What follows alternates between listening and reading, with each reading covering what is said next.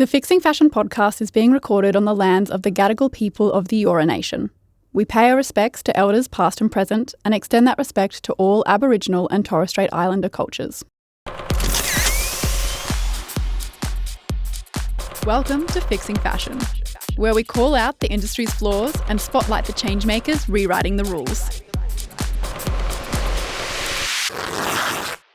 Jo Gambale is the founder of Slogue, a Gen Z-led social enterprise helping young people rethink fashion through hands-on experiences in thrift flipping, customisation and experimental design using rescued textile materials.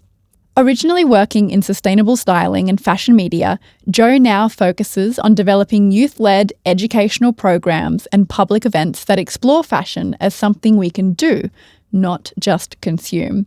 She employs emerging fashion creatives from Sydney's FDS, TAFE, UTS and even high schools to deliver these Flip Fashion Forever workshops, which have been featured on Better Homes and Gardens and held as school holiday camps at youth centres, festivals and now even at some of Sydney's top schools. Jo is passionate about pre-consumer education and creating visible social alternatives to fast fashion culture, especially for teens and young adults. Jo, welcome to the podcast. Thank you so much. And sorry about the very long bio. That's fine. I mean, we've barely scratched the surface on who you are as a person, but I'm sure we'll jump more into that as the pod progresses. Before we do get into that, a big part of, for me, that makes fashion so beautiful and wonderful is the stories behind it or the meaning behind the clothes that we wear. Or like if you know, it's great when somebody comes up, they're like, oh, where'd you get that? And you can say, the op shop. And they hate you. And it's just like, oh. Yeah, totally. So tell me a little bit about what you're wearing today and what makes it special. Well, almost everything I own is thrifted or from a vintage store. If not, it's by one of our mentors. I've bought some clothes from those, but more on that later. Actually, this silk shirt is very recent purchase. I bought this yesterday. Fabulous. I was supposed to be just going to the chemist. U-turn is in Marrickville now. And anyway, I had a quick... but yeah, that's not super special to me yet, except that it's this crazy kind of tango, sherbet so orange colour. And this is special though because this was in the store of my dear friend Ali Dibley, who I actually do a podcast with called Questioning Fashion. She had a vintage dress hire shop, and when she closed down, she did a big sale of everything. So I'd already rented so many things. So I knew exactly what I was after. And it just reminds me of her. And these are purple silk satin, not silk, sorry, poly satin, let's be honest. But they're fabulous Y2K pants that I recently bought from Art Garments, which is another favourite vintage store. And I wore them to Fashion Week. So amazing. Every time I wear any item to Fashion Week, it kind of then it's in that category. Yeah, good enough to have worn to Fashion Week. Yeah, sort of exactly, thing. Yeah. exactly. I've seen you wore that. For those that are just listening, that she's got this orange silk top on, and then over the top of it, it's like this fishnet thing with what do they call little? There is a word for them. Fish scale bead things. They're a type of sequin, but they're not called sequins because they're huge. I didn't realise that you got it from Ali's. I've seen you wear it so many times. Yeah, I do. I wear it a lot more than one would expect someone to wear a fishnet sequin top. That's why you're a stylist and I'm not. Yeah. For those of you who don't know, Jo and I obviously already know each other. We run Slogue together. Slogue is Jo's child, pretty much business child, and it's a social enterprise. Fourth baby. The third one is a cat. I was going to say, wait, I know about your two daughters. You have a secret third that we don't know about. She's hiding in the basement or something like that. But Jo and I met just a bit over a year ago now. Well, actually nearly a bit more. Yeah. And Jo first came on as my stylist when I was doing the Miss Universe Australia program in exchange for me helping her out with some of the Slogue gigs that was happening. And so what I'm wearing today that's very special is I'm wearing pretty much everything from Jo today. Jo's got an incredible wardrobe. Oh my gosh, it's to die for. But this top, do you want to explain a little bit about? Sure. When we were styling you, we were sourcing items for you. We were in U-turn again. Plug, not intentional, but I have to hit them up for a sponsorship at some point. Definitely. And I saw this amazing shirt, or someone else saw it for me. I think it was you or the marketing lady. And it's Colette Dinnigan, who's, a classic Aussie designer who ended up showing in Paris. It's lace. Again, I love anything see-through because it just allows you to have more fun with like layering. It's kind of green and gold. And it looks insane on you. It looks it's so beautiful. Gorgeous. But the main reason I love it is because it's the piece I chose to wear when you and I had our little debut. Well, it wasn't your debut, but it was my debut on national TV. Oh, fabulous. On the Today Show extra. And I then, when Better Homes and Gardens did a feature on the Flip Fashion Forever camps, I decided to wear it on purpose again, but with, a little something floral vest over it, just to make the point, I guess, that re-wearing is just as cool as buying secondhand. Especially when you got something as cool as this top. Yeah, exactly. You want to wear it as often as possible. Exactly. Yeah. Now, Jo, your journey with fashion is you've been interested in fashion for a very, very long time.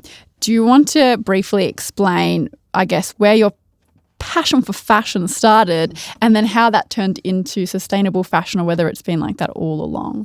It definitely hasn't. I'll be transparent about that. I was not aware that my obsession with thrifting and vintage shopping, which I've had all my life, was a sustainable kind of, alternative, I guess. We didn't have a lot of money as a kid growing up, single parent family, yada, yada, got the free school dinners. We were that kind of category. This was in the UK, correct? This is in the UK. And it was in the 80s, so it was pre-fast fashion.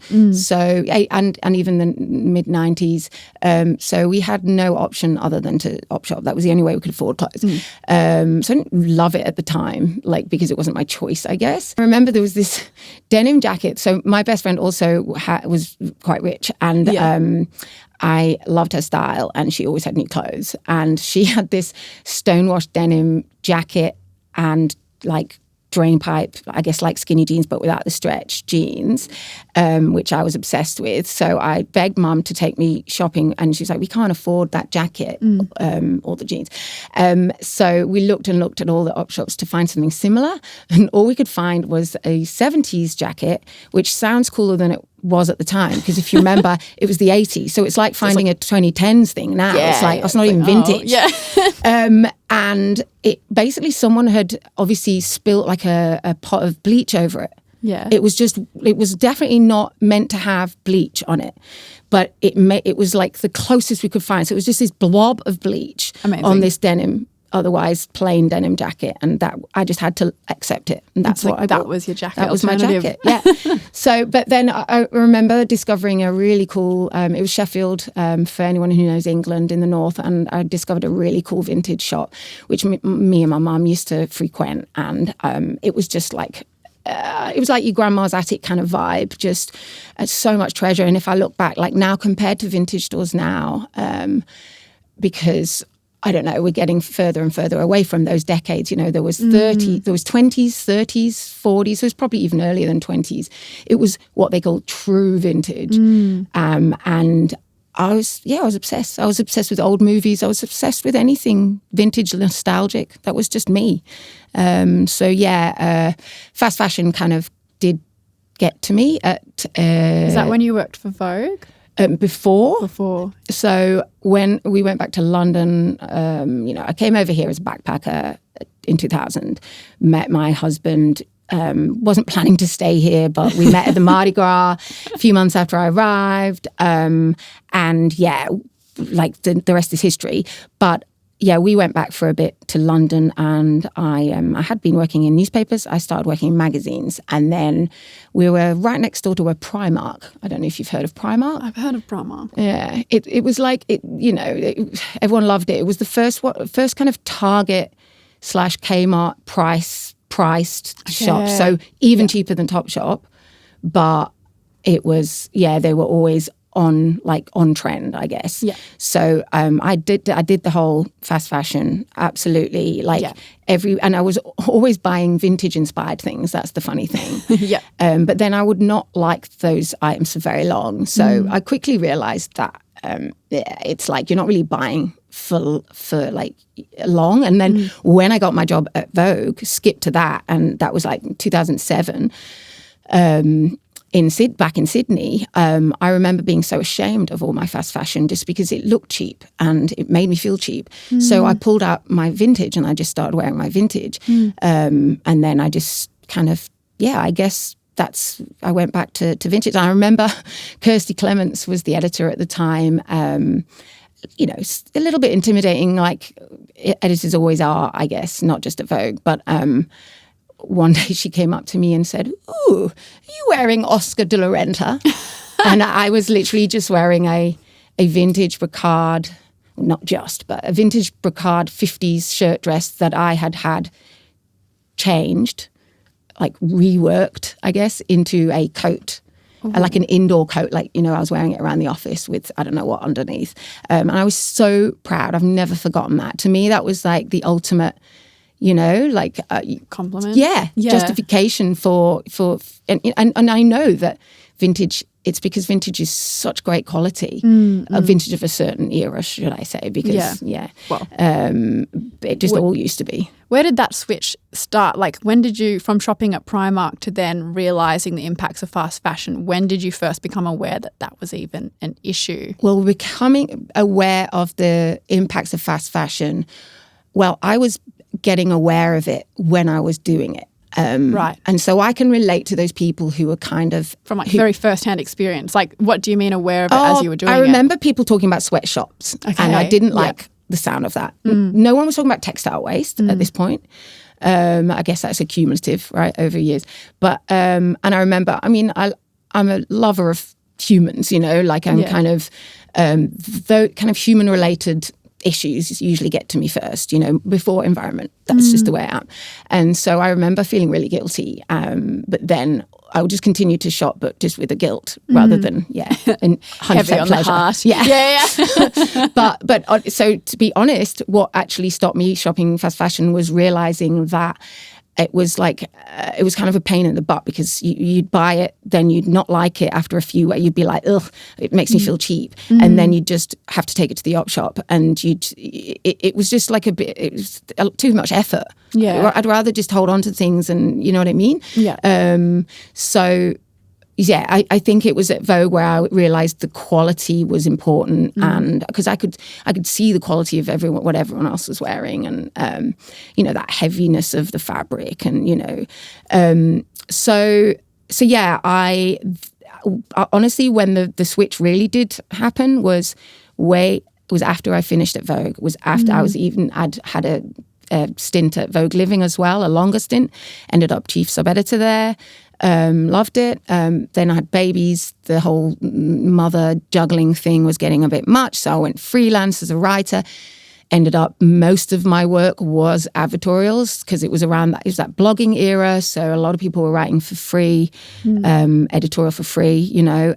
So editorial jobs were getting less and less available, and so you would just be taking on. So I ended up writing about Smeg, and you know, it was a lot of Vogue Living because that was my most recent job. It was a lot of stuff around that, a few fashion ones, and just kind of hating this whole pushing product thing. Ended up writing an op-ed about it for Habitus magazine. What is an op-ed? Sorry, it's like, I don't even know what it's short for, what it's an abbreviation of, but it basically means an opinion piece. Okay, yeah. Which they asked me to, you know, come up with an opinion piece, and so I called it The Epidemic of Stuff. Oh my God, that sounds good. I want to read that. Well, do you still have it? It's online, yeah. Oh, perfect. It's definitely online. It's kind of not so much fashion as furniture and you know, decor and whatever. So, but yeah, it definitely. Or fast furniture is becoming a thing exactly. now, So, I mean, and also, it's another version of textiles anyway. You know, well, you know, the rugs and the curtains and whatever. So then researching that, because it was 4-part, and researching that got me even more interested because, you know, I'm ashamed to say I didn't know about well, maybe a lot of people don't, planned obsolescence before then, but I learned about that and the whole Edison light bulb thing, and my own light bulb went off, and I just couldn't believe the cheek. And, like, how is this happening? Like, how has this happened for so long? And just hating all kind of, industries that manufacture anything, Anyway, then we went on a big trip, like when the youngest was 4. That was when it really all came to be, because I read a book on that trip called Wardrobe Crisis. And that book is by my former colleague at Vogue, as it happens. She was the features editor. I was sub-editing her work. It was an absolute pleasure and a joy. She's one of the best writers I've ever read. And her name is Claire Press. And anyone who's found this podcast because they like fashion podcasts, especially sustainable fashion podcasts, would know of Claire. So she's now a friend. We had a long time where we weren't in touch, just, life or whatever. And it's been so nice to reconnect, funnily enough, over a kind of almost an anti-Vogue kind of, we were at Vogue, and now we're both not against Vogue, but just against the whole fashion industry, the system, absolutely the system. But her book totally opened my eyes, made me cry. It was about the problems, like pretty much, in a kind of nutshell, I guess. She's written 2 more since then. And I'll be honest, I still haven't read the second one, but I will get to that. But the third one I loved even more, and it was called Where Next? My daughter now calls Claire Next. She's like, are you seeing Claire Next? Anyways, that was also wonderful. And in a weird way, that has kind of fulfilled my journey, because Wardrobe Crisis got me thinking, right, I want to do something. And I guess I kind of realized that everyone was always telling me, oh, you're such a good stylist and you're such a good thrifter. I know. And, you should show people how to do that, because by then everyone realized that it was people were starting to realize that it was a more sustainable option. It's becoming popular now. Yeah, so that's how I kind of started. How long were you a stylist for? Oh, only a few years, really. But in those years, I kind of did every kind of styling for, for shoots, not commercial shoots, but we did a lot of shoots. There's a lot of people out there just doing creative shoots. There's a lot of models who need a portfolio. There's a lot of photographers who need portfolios. So I was doing those. Like, you read that book, and then is that when you sort of realised? No, the styling happened after the book. After the book, okay. So the only thing that happened before that book was me writing The Epidemic of Stuff and having it in my head, and I was still writing, but I knew I just needed to find something else to do. I had been told numerous times that I should be a stylist by friends. Oh, I mean, you've got an amazing sense of style. Anybody that wants to see some really cool outfits, go check out Jo's Instagram. Well, but then again, that's what, as I later discovered, there's more to styling than that. It's almost like you have to be a psychologist or a counsellor as well, and all of these other things. If you're trying to completely redo somebody's wardrobe. But what people wear is so connected to I think feelings of, it can be self-worths and identity, and it really is, which is also why fashion, I think, is, people think of fashion as some flippant thing, but everybody wears clothes, and what you choose to wear, conscious or not, is still a decision at the end of the day, and it's going to convey a message to the world. So definitely. I can see it. It's like, and I think that the best personal stylists are the ones who've really nailed that message. And I think I was so constantly trying to be the different. I was always trying to set myself apart from other stylists. Apart from anything I'd taught myself, I was self-taught. Is there styling school? There are, there are. But you don't, there's no pressure to have a certificate. Yeah. Like, if anyone asked me for one, I would just be like, oh, you better go to fits, they're fire. Well, you better go to someone who's certified, if that's what people were asking me for a colour to do like colour analysis. That's the one. I've never been a fan of that anyway. And so I was really transparent from the beginning that I was a stylist with a difference. Mostly I was a sustainable stylist or a circular stylist, helping you learn how to shop your own wardrobe. And how to secondhand shop, basically, and also how to style vintage so it kind of feels like you and feels current and fresh. I knew those were the very niche specific things I was good at. But yeah, I mean, I don't know. I think I remember you telling me like part of the reason why you stopped as well. It's like you went in as well, and correct me if I'm wrong, hoping to show people that they can shop at op shops and to change their shopping habits. But as an adult, your habits are so ingrained and it's like harder to change those once you've reached a certain age. Exactly. Yeah. Thanks for helping me remember the story because there's so much to it, and there was a big chunk in between.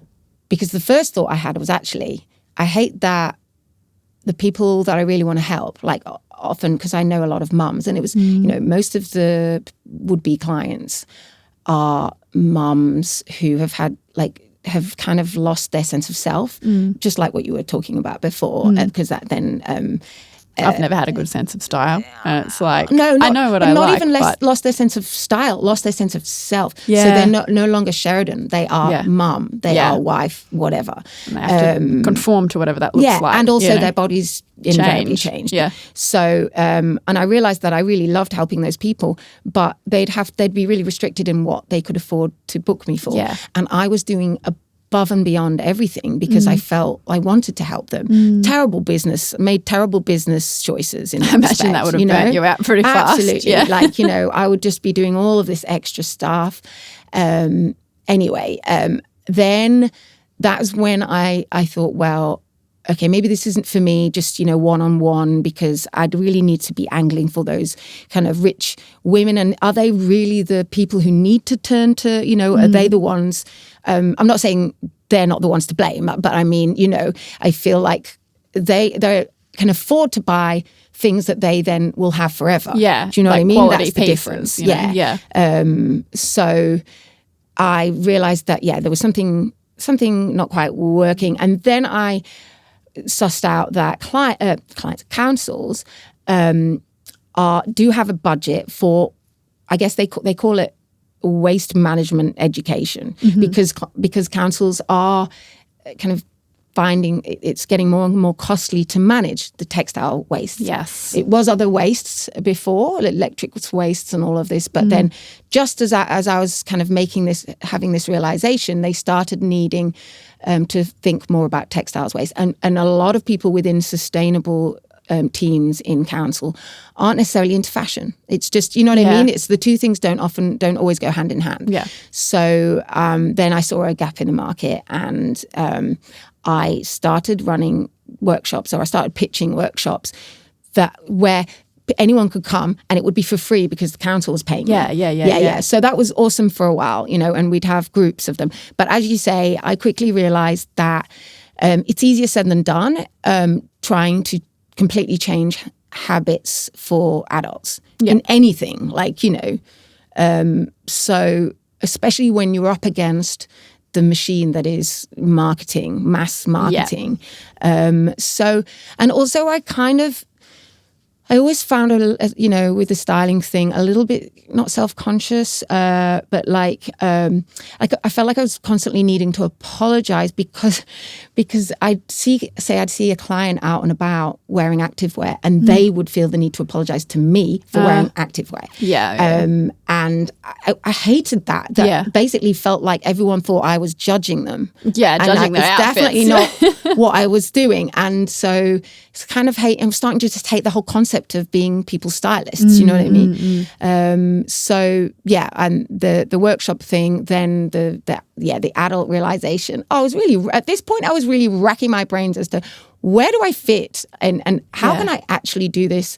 Do this as in like still engage with fashion and love fashion without having to feel, while still not wanting to contribute to the problem that is forever growing. Well, by then I was really beyond fashion. I was just obsessed with how do I get this message out by then.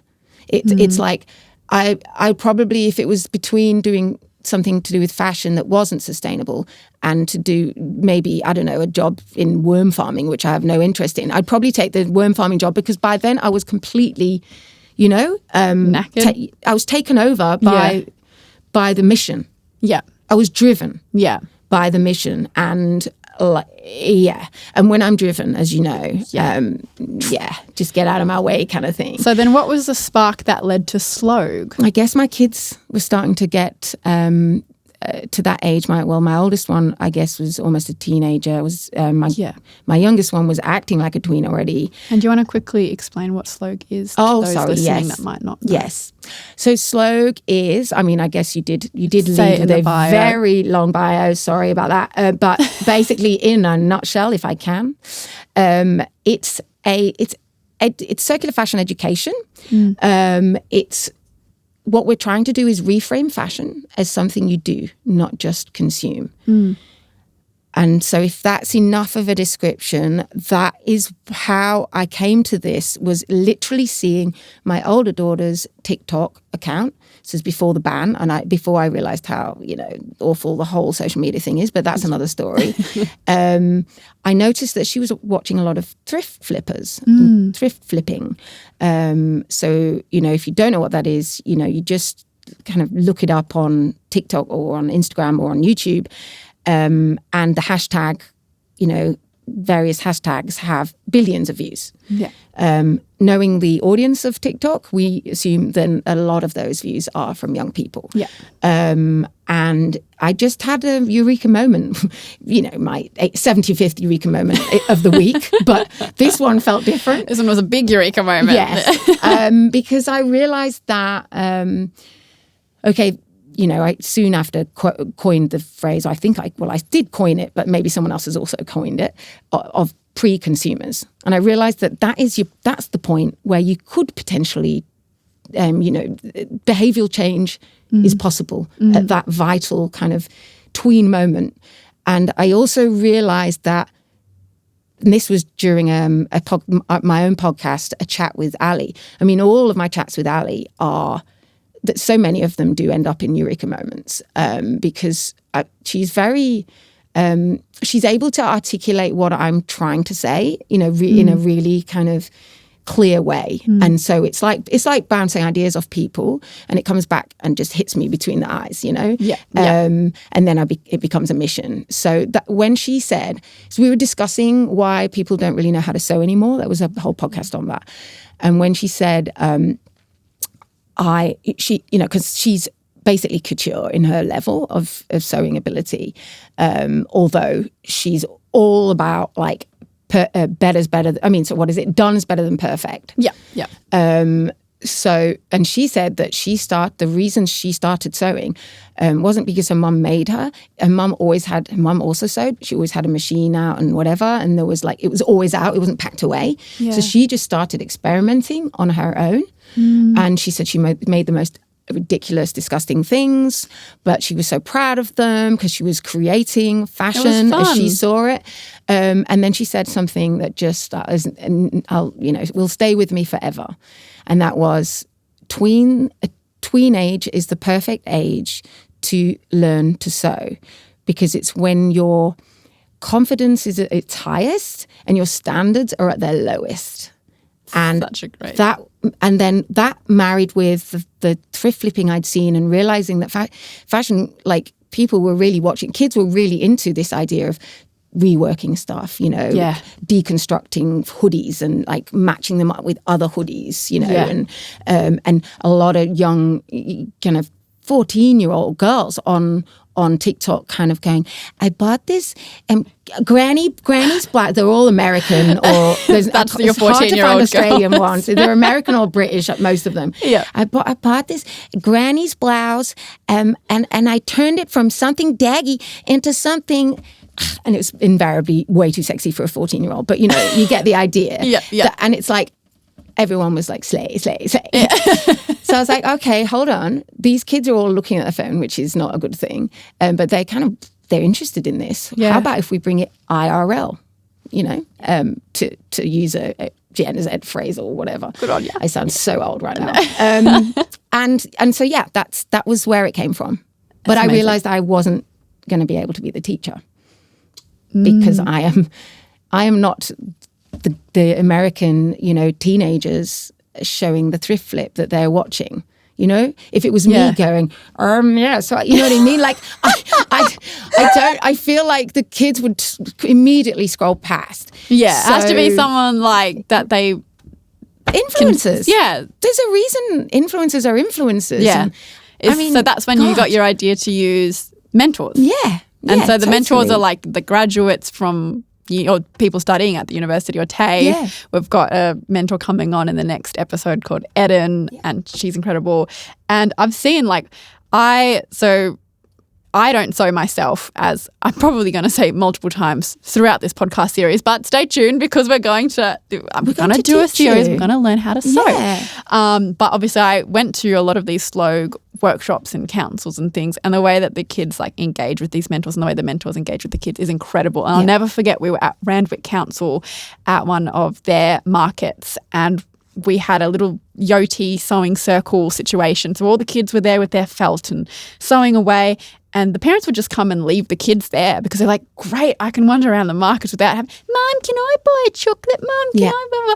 So they left them there and then come back and they're like, wow, we've never seen, I don't remember his name, we're going to call him Max. Max has never not been on any electronics for this long in a long time. He was so engaged with it. Didn't touch his phone or iPad or whatever it was. And I'm like, this is great. Exactly. And people can see how amazing it is. And they're always, whenever we talk to them in the markets, they're like, oh my God, this is a great idea. Why hasn't this been done before? Yeah. And it's like, Slogue's really on the money with. Totally. Exactly. That's and missing. And that's it. And that's why I've kind of stuck with this idea for longer. And it really keeps driving me and still feels fresh because I keep realizing the additional benefits. Yeah. You know, another one is the fact that when kids do any of the certainly the Flip Fashion Forever, we go thrifting and they pick a garment which they then sometimes deconstruct, and I encourage them to, if possible, unpick as opposed to just cutting up. Yeah. When I say I encourage through the mentors, I kind of suggest the mentors encourage. But so what they're doing is, if they're unpicking the arms, they're going inside out. They're seeing how the garment was constructed from the end, so backwards. Yeah. Which is the only way I've been able to learn to sew. I have ADHD, and I was never able to figure out a pattern. I can't get my head around how those 2D pieces of paper could ever to make become 3D. And also it's one of the reasons I'm not very good at sewing, and the other reason I wouldn't teach it is that I've never mastered really good sewing because my brain just doesn't like that type of that learning and I think that pattern making and all that stuff is super important, and especially obviously if you end up doing it as your career but I realized that there are so many kids who probably like I was who would have just loved to just play around and mess about with fashion, with making fashion, just like you do. Every kid makes jewelry or whatever, you know? And that doesn't mean they're going to become jewelers. And yet there's this thing about fashion. It's just not an option most of the time. You can learn how to crochet a little key ring or something. Which is great. That's also great. But no one kind of goes the fashion angle, and yet kids love fashion. When they reach a certain age, it is all about fashion. And so what do? They go hang at the mall. They beg their mum for Supre. And I'm not saying this, I know because I've seen my daughter, this being part of Flip Fashion Forever, and she comes to every camp, she loves it, but she still wants to go to Supre. And, my other daughter is now fully fledged Depop, secondhand all the way, and thrifting and Newton, all of that. And my daughter, my youngest, is definitely, loves that too. I'm not trying to say that this is like a, immediate cures everything. Cure. You will There's never no want to silver bullet buy with this. anything ever again. and behavioural but I think change. it's good to have slow burn. the agency to then be able to be like, okay, if I do see this in an op shop, I know how to make it my own. I know how to make it fit. Totally. Or I have now the agency to make something myself if I want to do. I definitely, there's so many times where I've realized I lack that agency where I'm like, or repair. Or repair something. It's like I've got so many things in my closet which I can't repair, and which I've got for when I do learn to sew in a pile. But it's like with such a hyper consumerist culture at the moment. It's like as soon as something's wrong with it, you just throw it away, buy another one because it's much cheaper to do so. Exactly. So to be able to give kids this agency to be able to, which is a skill they can take for life, to be able to have that opportunity to not have to participate in fast fashion culture is, I think, incredible. Imagine if fashion was something young people did instead of just consumed. At a time when fast fashion and endless scrolling are shaping how young people see themselves, Slogue is creating something different. Flip Fashion Forever school holiday camps, after-school clubs, and pop-up events help kids and teens aged 8 to 18 to thrift, sew, customise, and completely transform pre-loved clothes using recycled textile materials, alongside a team of Gen Z fashion mentors and emerging creatives. It's part fashion workshop, part creative hangout, part sustainable education. No pressure, no perfection, just creativity, confidence, and self-expression. Search Slogue Flip Fashion Forever to grab a spot. I think another slow burn behavioural change thing, which I want to eventually see, is the idea that, hold on a minute, all of this stuff does take a lot of time, doesn't it? And wow, and I spent ages on that, and then I ended up stitching it to the mannequin, and I've got to unpick it. That happens all the time. And so I think so. Another factor of behavioural change is realising the time that it takes to make, because a lot of people just don't think about fashion as being made by humans. People, like genuinely intelligent adults, have said to me that they thought that most of the, if not all, of the fashion manufacturing process was done by robots or on conveyor belts, yada, yada.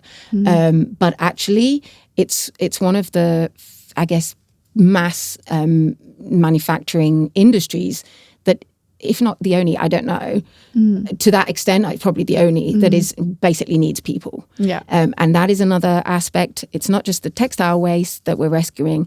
It's that appreciation of what it takes to make a garment and how it should not cost so little as it does now. The majority of fast fashion is underpriced, and we should be questioning that, not rejoicing in that. Yeah. Because yes, it's great that other people can access fashion. People with less, money can access, I get it, fashion. But we've got to the point now where we can't say that that's democratic, which is how they sold it in the 90s when fast fashion started happening. They said, they've democratized the fashion industry. And no, you can't say that if it's the only reason it's possible is by slave labor in other countries. And literally it is basically slave labor. It's just that it's very hard to get the facts and figures, but they're out there.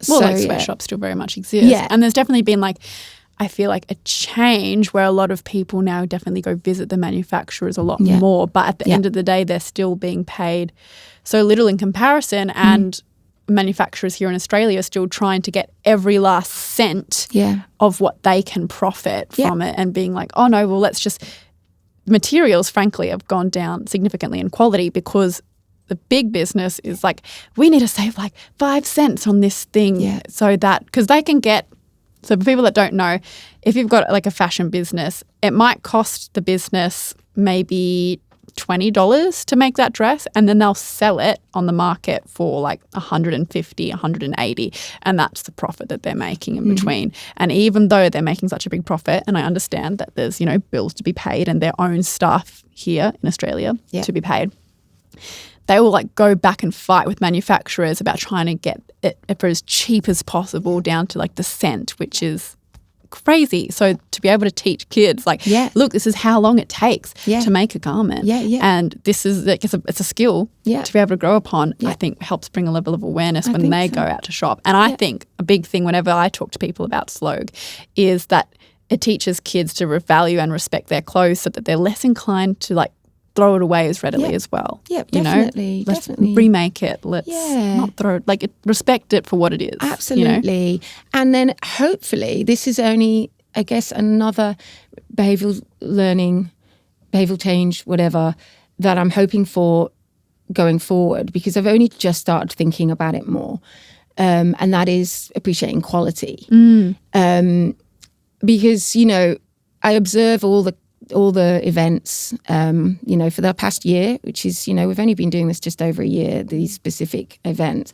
And I'm always trying to think about what could be done slightly differently. And of course, it's very much freestyle and child-led or student-led, you know, but there are ways that we can, I guess, manipulate the program a little bit to help us put across the points we want to put across.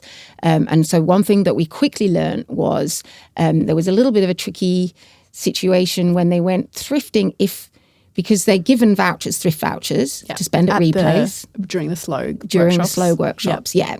Not the pop-ups, the kind of OG paid-for workshops that are currently at the Inner West Sustainability Hub. And they obviously get very excited at this idea of, you know, I've got this thrift voucher to spend. You know, it's $20 per, well, not per day, but like, let's say you just bought one ticket. It's $20. And everything's pretty much $5 or $10 at Replace. So they get very excited. And sometimes they'll spend a bit more money on a really pretty fabric. And you'll realize that you realize maybe after the fact, after they've cut it up, that they bought, for instance, a really beautiful silk 60s vintage scarf. And so I remember just Samara, you know, one of our mentors. Yeah. I remember her doing that whole kind of face. Because they cut up the scarf like sort of haphazardly? Or oh, yeah. Well, yes. I mean, that's literally what they all do. Yeah. But yeah, it was like a shame to see such a beautiful piece of material. Exactly, because we're not used to that. You know, everyone whinging about op shops now, and let's remind ourselves that's not because of the op shops, it's because of the first-hand fashion. Yeah. You know. Yeah. But it was unusual to have, this beautiful silk when we're used to usually they pick up stuff by Supre or stuff by, you know, there's tons of Kmart. That's, you know, the biggest, like, that's the most common label in Replace. And it was more that scarf could have been really loved and appreciated and valued by someone else. We never said it. Of course, we didn't bring this up or say anything to the, you know, but she was not to know. Yeah, if you don't know, you don't know. But then it just brought this whole, it was just interesting because we were like, she cut it all up and someone would have loved that. It was so beautiful. So we felt bad. We felt, aren't we?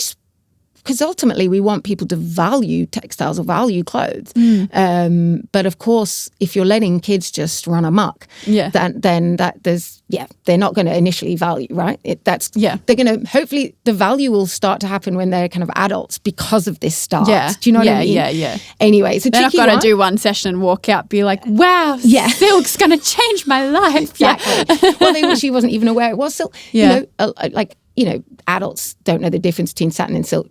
Yeah. You know, satin is a weave and silk is a fibre. So you can have poly satin, you can have silk satin. That's just an example. So it's like when you know just by feeling it, there was no label on it. We just knew by feeling it. Yeah. But you only know that through. Well, now I know that because I work because I worked as a stylist, because I'm obsessed with textiles. I've always been obsessed in fashion. Majority of people don't know that stuff. So that's when, that's, you know, watch this space. We are starting to kind of come up with, I guess, underlying programs that don't make the things more structured, because maybe they do a little bit, but we don't want the kids to notice. Do you know what I mean? Yeah. So just trying to kind of bring in a few little extra, I guess, disguised lessons. Yeah, without things. making it like a full-on just like sewing textile lesson, which is what we would not at all trying. Well, Slogue was not at all trying to copy, but still, you know, it's important to get that education at some point in the day. And it seems like and I feel like a lot of kids that do it end up having a love for fashion, are keen for knowledge and are keen to learn that. So yeah, I think it'll be a great next step. Yeah, I think knowing fabrics and that kind of thing. It's but that's maybe more for teenagers, but you know, we'll get to that. We're already starting, aren't we? We are. We've got some teen sessions happening, which is exciting, focusing just for teens. So I guess my next question for you, Jo, is after hearing about your whole journey and everything and your personal journey with fashion, and now you work, I guess, directly in the fashion industry, but like as a slagging new it wave. off, really, aren't It's I? not slagging it off. It's the new wave of fashion, I say. Adjacent. Adjacent. Yeah. If you could change one thing in the fashion industry tomorrow, if you woke up tomorrow and you had all the powers in the world, but you could only change one thing, what is the most important thing that you would change? Definitely overproduction. Like, I've become a broken record about it, because literally no one who has an audience, like a real audience or an advertising budget right now, is talking about it. Yeah. So sort of shooting themselves in the foot if they talk about it, right? Yeah, exactly. And that's why I kind of scoff at the idea of being part of the industry. Yeah. Because I'm literally, I'm telling people to, like, don't get me wrong. I am an absolute supporter of, slow fashion, emerging designers. And I want to absolutely make it clear that I do not promote only buying secondhand and not supporting amazing, local designers. Definitely. I have a lot of friends who are exactly that. And I think it's really important. Hopefully that will eventually happen when you understand the value and the time it takes, yada, yada, and you want to support the people who are making it onshore, in a beautiful, ethical way. Yeah. So that will come. But the important thing is that no one talks about overproduction, and there's a lot of blame put on consumers. Again, why I kind of shuffled out of the whole stylist thing, because of that guilt thing that I was unintentionally giving to people. Yeah. Because we know that guilt doesn't work. I mean, look at the diet culture. You know, if anything, the obesity is a bigger thing because of all this marketing, and you're I the feel problem. Like it's similar you that's to that. The issue. Yeah, definitely. Jinx. Yeah, I mean, it's always big business is at fault for most of the problems in the world. Yeah. Well, I mean, the biggest thing in my sustainability journey was when I found out that the carbon footprint was invented by fossil fuel companies to put all of your attention on inwards onto yourself as an individual. Oh, how can I say I'm for the planet if I don't even compost, or if I don't blah, blah, blah, blah. And then you're looking so much and spending so much energy and time on yourself, and then feeling guilty. Yeah. And nothing productive ever happens from a place of guilt and shame. Definitely not. So that we're so consumed with that we then don't look outwards at the systems that are actually the reason for making this happen. Yeah. I guess it's gaslighting, isn't it? It is a bit, isn't it? Which is ironic considering it's the gas companies that are doing it. Yeah. Boom, boom. But overproduction is definitely something that I would love to stop. It's like a metaphor that I always come back to is if you've got an overrunning bathtub, you don't get buckets and then start to take out the water. No. You turn off the tap. Yeah, definitely. So it's like we're already seeing it. The op shops are overflowing. Yeah. We're sending textile waste overseas to get burnt or buried. It's like, why are we still continuing to mass produce when we know that this is such a big problem? Yeah. We're drowning in it. Absolutely. I like your metaphor. Thank and you. To extend it further, None of us can get into the house, never mind the bathroom, to turn that tap off because we don't have the power. No. But individually, we do have the power to change our roundabout, our own little kind of situation, I guess. And that can mean shopping habits, of course, but not if it's twinned with the feeling of guilt. Yeah. That's why that's why I'm doing something so positive, to be honest. It's for my own kind of sanity as well, Yeah. And it's like, again, with that, what you mentioned at the beginning of the podcast about styling and then running into someone in activewear and them feeling guilty. I feel like so many of my friends as well, like because they know I'm such a big sustainability advocate, if they're wearing something like, oh my God, I'm so sorry, it's from Cotton On. I'm like, I do not care if you purchase from Cotton On, if you use a single-use keep cup, a plastic straw, whatever it is. I honestly do not care. It's not your fault. No. I do care if you're deciding to purchase $5,000 worth of Cotton On and then wearing it once and throwing it away. That's a different issue. But I hate how sustainability has to be perfect from the get-go. Same. And it's expected to be perfect, whereas everything else gets a free pass. Oh, we're just figuring it out. Like TVs, when they first came out, there were these massive big boxes. If people were expecting TVs when they first came out to be as high quality as they are now, they would never have had a leg up. Yeah, exactly. And sustainability has just constantly been knocked down for not being sustainable enough without us giving it the chance and the legs to run fast and free and see what it could become. Absolutely, absolutely. Well, Jo, it's been amazing to have you on. For people that are wanting to follow your journey, your personal journey, and also Slogue's journey, where should we find you? Well, I would always say first the website, because I've gone a bit old school. I've gone a bit off Instagram. I mean, Slogue's website's amazing. Well, Check it out. I'm trying. It's all me, so I Jo is so good at creative design. I'm terrible at creative design. Jo on a Canva is a whiz. I don't know how she does it. Well, do you know, I'll tell you, because I was a sub-editor for so long, and a lot of the time you're dealing with layouts in magazines. So it is like being a graphic designer. And Canva is exactly the same as InDesign. Oh my gosh. So I need to do a graphic design degree. I won't pretend I've learnt it recently. Slogue.com.au. Slogue is often spelt wrong for obvious reasons. It's kind of a weird word, but just remember it's Vogue and Slogue, S-L-O. So SLOGUE.com.au. And from there, yes, I mean, Instagram, I've got my own, Jo Gambale. Recently started a specific one for Slogue_fashion. Fabulous. Well, thank you very much for coming on, Jo. It's been lovely to have you. It's been so nice. Thank you. Thanks for joining us on the Fixing Fashion podcast. If you'd like to dive deeper into the conversation, head over to our YouTube channel, where you'll find bonus clips, visuals, and additional content from each episode. You can also follow us on Instagram to stay up to date with the latest episodes, behind-the-scenes content, and announcements. If you'd like to support the podcast, visit our Substack and become a monthly subscriber for a little more than the price of a coffee. Your support helps us continue these conversations and bring new episodes to the show. We release new episodes every second Wednesday. Thanks for being a part of the Fixing Fashion community, and we'll see you again in a fortnight.